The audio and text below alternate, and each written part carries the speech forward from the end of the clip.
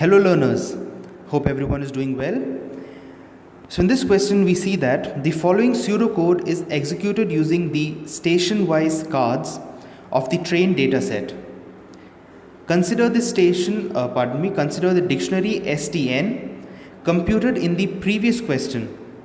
Choose the correct statement or statements from the options based on the pseudocode. So what's the pseudocode saying? So here we have an empty dictionary that is initialized to Z, and then we go into this dictionary STN, and we see that for each A in keys of STN. So just a reminder from the previous code, we have seen that STN actually was a key value pair where the keys had the station name and the value was another dictionary with the frequency of trains on each day of the week.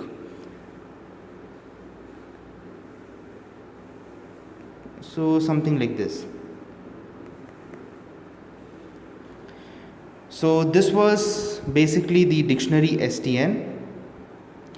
Now going back to the code, we see that in this first for each loop we are initializing C to 0, Y to 0 and the value at station A to D. So what is the value? The value was the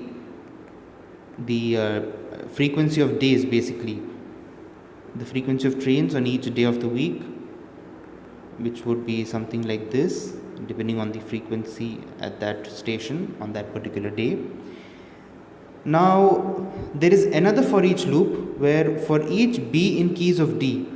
So we know that the keys in the dictionary D is actually the day of the week, Monday, Tuesday, Wednesday, Thursday, and so on and so forth. So it goes forward.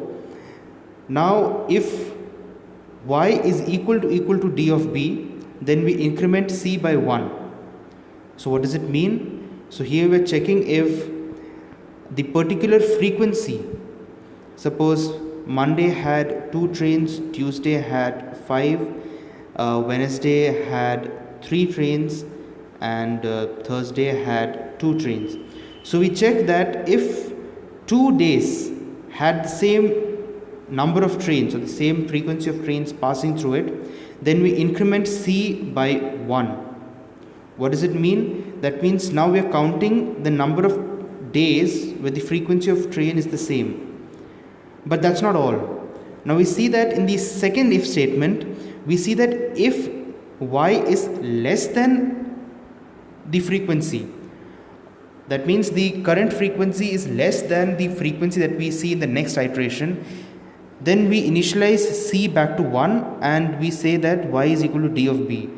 So this operation should be, all the learners should be familiar with this operation, because this is basically trying to find out the maximum frequency in this dictionary. So now let me clear my screen here. Yeah. So here we are finding out the maximum frequency, and what C is doing is it is finding the number of days where the maximum frequency has occurred. So we can see from here that C could be any value between 1 to 7. So which means that C can take exactly 7 values. Now let's see here. Yeah. So if not is key Z comma C, which means if C was not already in the dictionary Z, then we initialize the value of C to 0. And if it was, then we take this value of C and we increment it by 1. So which means that again this is not an if else statement, it is an if statement, and it first initializes this value of C to 0, and then in the next line it increments it to 1, which means that basically your value of C, which means that let's say Z is this dictionary and there are days from 1 through 7, and in the first day you have a minimum value of 1 and it can be a maximum of the number of times it has been seen in this stations data set. So keeping this in mind, let's just look at the options. The first option states that the keys of the dictionary Z is an integer. So yes, it is an integer. We have seen that the keys can take values from 1 to 7, because here C is initialized to 1 and here it is initialized to, say, means it is incremented by 1. So which means that C can take any value between 1 and 7. So these are integers. We can also see that there can be a value C such that Z of C is 0.